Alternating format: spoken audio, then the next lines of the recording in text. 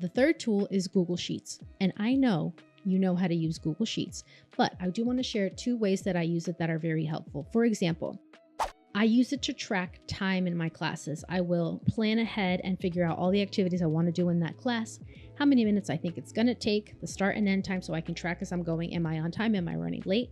And then I track the real time to make sure that I'm capturing real data and not just what I think in my head to plan better for next semester. I also use Google Sheets to communicate with my students content throughout the semester, so they go to one sheet in different tabs for all the different assignments. Our contact information is listed on here to always come back to the same source to check information about assignments. I also share resources with them here, track attendance that they can see so they know where they stand, and then information about all the different assignments we do throughout the semester.